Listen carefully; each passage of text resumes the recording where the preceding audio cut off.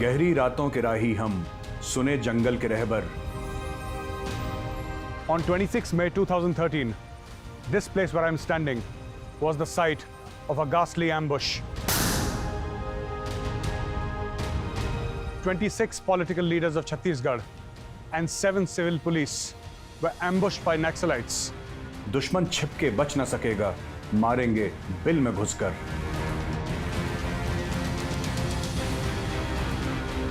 This road today, which seems very normal in this jungle, at one time was the cause of sacrifice. कम से कम 300 के करीब बता रहे कि नक्सली बैठे हुए थे और हमारा 14 जवान सीआरपीएफ का उसमें मतलब बहादुरी के साथ उन्होंने लड़ाई किया, उसमें शहीद हुए थे। कीट पतंगे छिप जाते हैं, सुन के फुफकार हमारी, जीवन हंता गरल दंत में, आंखें हैं प्रलयंकारी। Here, 32 kilometers away from Jagdalpur on NH30, this is the site where I'm standing, where 5 CRPF soldiers were martyred. रग रग में है ताड़ित तीव्रता, सांसों में तूफान भरा, सर पर कफन बांध कर निकला, नाम है जिसका cobra.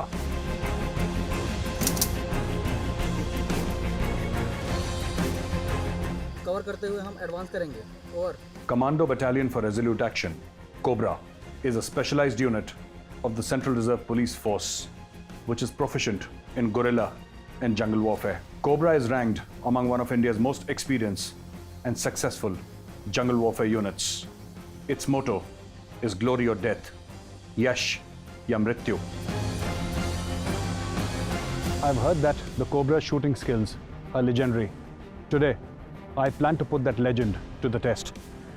These are live AK-47 bullets. I'm loading them in the magazine for viewers. These are 4 rounds to a magazine, 7.62 mm AK-47. As I said, we're going to put the famous marksmanship skills of the Cobras to the test. I'm standing here on the firing range with 2 figure 11 targets to my left and right, hardly 3 feet apart. I'm standing in the middle. In front of you, I've loaded live bullets, 7.62 mm of AK-47. And now, gentlemen, the fun starts. So we are good to go.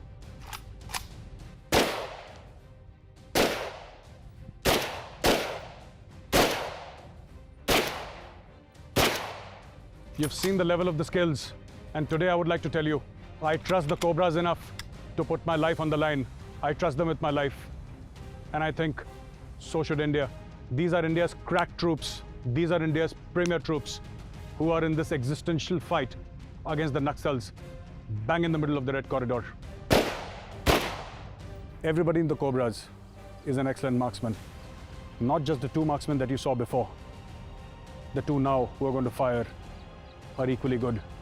Okay, gentlemen, let's go.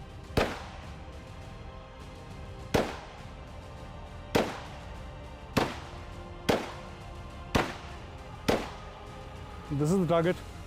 5 bullets, 1, 2, 3, 4, 5. Excellent grouping. Excellent grouping. Viewers, I can tell you that the AK-47 is normally an unstable weapon. Excellent firing here. That was perfect shooting. Marksmanship. Thank you very much, sir. चलिए अभी इसकी आपकी जगह अभी मैं खड़ा होता हूँ। Absolutely, sir. Good luck.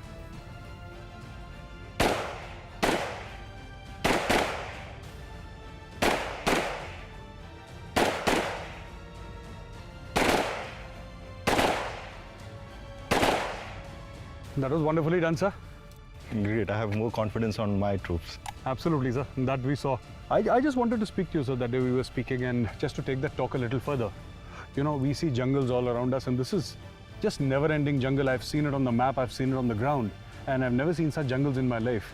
And there are places inside the jungle where you can't even see 5 feet ahead of you. Exactly. And it's raining mostly, I mean, 3 days of consecutive rains, 5 days of consecutive rains. So in this entire piece, and you have all these Cobra battalions under your command, sir, how difficult is it to deploy? How do you choose the deployment?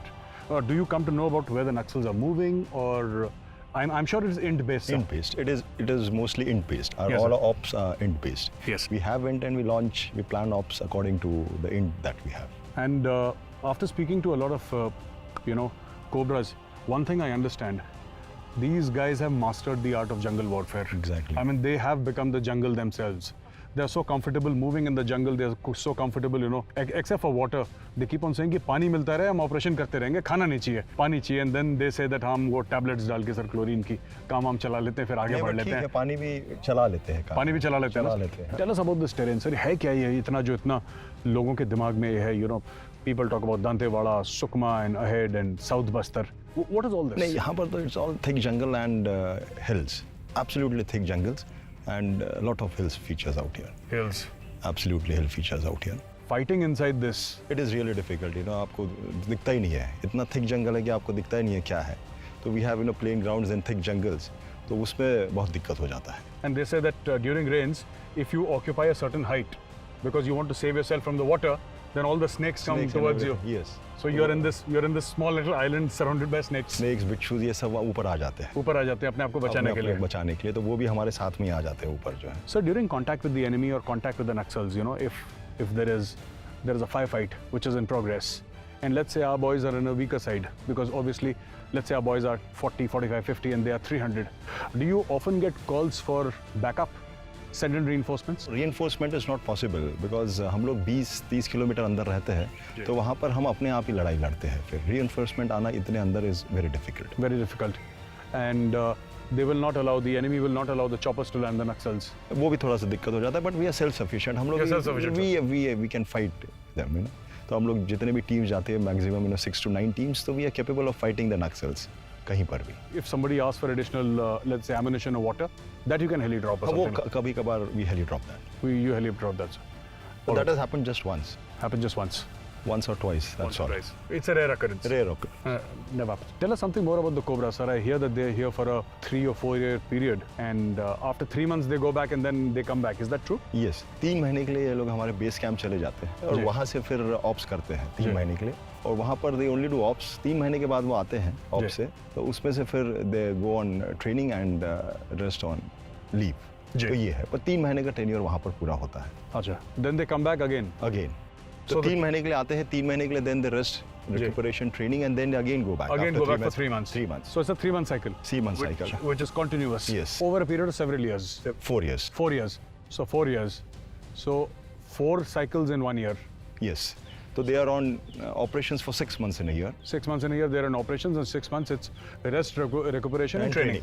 So Cobras are either killing or they're training to kill, either of the two. Yes. They keep on doing. Yes. One by one. Do you think any other force has such kind of exposure in terms of jungle warfare? Because these jungles itself are, I mean, they're never-ending jungles. I think no other force in the world must be having such exposure in jungle warfare. In jungle warfare. Which is consistent, which is continuous. Absolutely. It's going on for the last 7-8 years. 7-8 years. Point 52 पे 40 से 50 military formation के नक्सलियों के मौजूद होने की सूचना मिली है. इस ऑपरेशन को हम सर्च एंड डिस्ट्रॉय ऑपरेशन के द्वारा नक्सल्स को बर्बाद करेंगे. इस ऑपरेशन को अंजाम देने के लिए हमारी कोबरा की 3 टीम्स इस ऑपरेशन में पार्टिसिपेट करेंगी. तो आप सभी लोग रेडी हैं?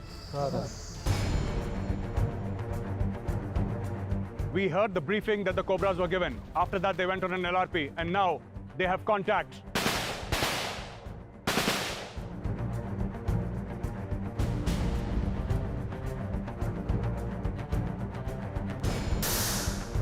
After completing a very difficult operation, these Cobras have come back. How many days they've been in the jungle, nobody knows. 5, 6, 7. But after that, let's speak to a few of them here. 2 of these friends of mine. And they will tell you what they face and what their emotions are about their families and about everything that drives them to hunt down Naxalites for this nation. दोस्त आपका नाम क्या है? Manoj Kumar. Manoj Kumar sir. हाथ की पकड़ से लगता है कहाँ, हरियाणा के? सर हरियाणा के. कौन से डिस्ट्रिक्ट के हो आप? Bhiwani district sir. अब दोबारा मिलाओ यार, मुझे चांस नहीं मिला हाथ मिलाने का. अब मजा आया. आप बताइए, आप ऑपरेशंस में जाते हैं, खतरे वाला काम है, कुछ नहीं पता, कैजुअलिटी हो सकती है. हम तो भगवान से प्रार्थना करते हैं कि कैजुअलिटी ना हो, लेकिन कैजुअलिटी हो सकती है. आपके परिवार को ये पता है आप कितना खतरनाक काम कर रहे हैं? जी बिल्कुल पता है उनको कि नक्सल एरिया में है तो खतरनाक जगह पे पोस्टिंग है उनकी. हाँ. और फ़ोन पे बातचीत वगैरह होती रहती है. करेक्ट. जी जब से ऑपरेशन में जाते हैं उससे पहले करके जाते हैं, तो जैसे ऑपरेशन से वापस आते हैं तब भी हम उनसे बातचीत करते हैं. तो तब क्योंकि हरियाणा में तो ये चलन है, हर घर में फौजी है. जी. हर घर में वर्दी वाला है. जी. तो उनको आदत ही पड़ गई। जी, मेरे घर में मेरे पिताजी और मेरा बड़ा भाई है, अच्छा, वो भी सीआरपीएफ में ही। अच्छा, पिताजी और भाई दोनों? दोनों। So he's from a CRPF family. Every male member in his family is in the CRPF. Excellent. तो आपका कैसा अनुभव रहा है आपका ऑपरेशंस का? क्या क्या मुश्किलात आती हैं जब आप ऑपरेशंस करते हैं? ऑपरेशन में जाते हैं तो मुश्किलें तो काफ़ी आती हैं, लेकिन हम मुश्किलों को एक साइड में अवॉइड कर देते हैं, क्योंकि हमें अपना टारगेट एक निश्चित रहता है कि हमें उस टारगेट को हिट करना ही करना है। अच्छा, चाहे कुछ भी हो जाए, चाहे बरसात कैसा भी वेदर हो, कुछ भी हो, लेकिन हमने अपने टारगेट पे जाके उसको अचीव करना है। बिल्कुल, well spoken like a soldier. एक और बात बताइए आप मुझे, आप जब ऑपरेशन से वापस आते हैं 5, 7, 10 दिन जंगल में, नहाया नहीं होता, खाना ठीक से नहीं होता, पानी ठीक से नहीं मिलता और खतरे से खेल कर आते हैं आप लोग, सबसे पहली चीज़ क्या मन चाहता है कि कैंप के अंदर घुसा, अपना हथियार आपने जमा कराया, एमुनेशन जमा कराया, कंट्रोल स्टोर जमा कराए, उसके बाद पहला काम क्या करते हैं? सबसे पहला काम यही होता है कि अपने बीवी बच्चों से एक बार फ़ोन पे कॉल करके हम वापस कैंप में सेफ्टी से पहुंच गए। सबसे पहले यही और रहता है। उसके बाद हम अपने जो रूटीन वाले काम होते हैं, अपने वर्दी उतार के एक बार दिल करता है कि रेस्ट करें अभी पूरा एक बार, और नहा धो के आराम से थोड़ा सा बस। फिर मन चाहता है कि सिंपल सी दाल रोटी मिले, खाना मिल जाए एक बार थोड़ा सा, जो सिंपल दाल रोटी वगैरह जो भी मिले, जान में जाना जाती है। हाँ, जान में जाना और जाती है। 1-2 दिन के बाद दूसरे ऑपरेशन के लिए तैयार। बिल्कुल। Cobras never stop hunting.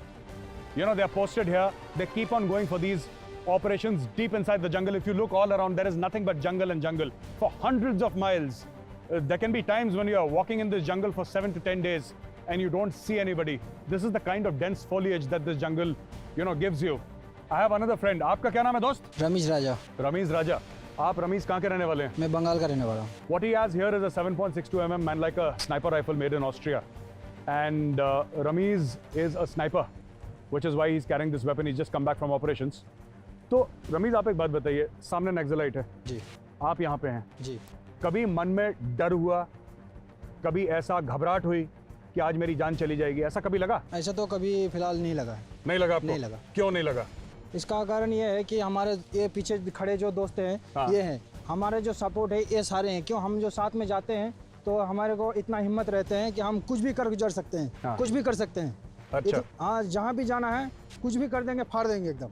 ये जो रमीज ने आपको अपना जज्बे का ऐलान करा, ये सारे फौजियों में आप देखिए ये होता है। फौजी का सपोर्ट सिस्टम क्या होता है? घर में फैमिली, और एक बार ड्यूटी पे है तो ये उसकी फैमिली है, ये रमीज की फैमिली है पूरी।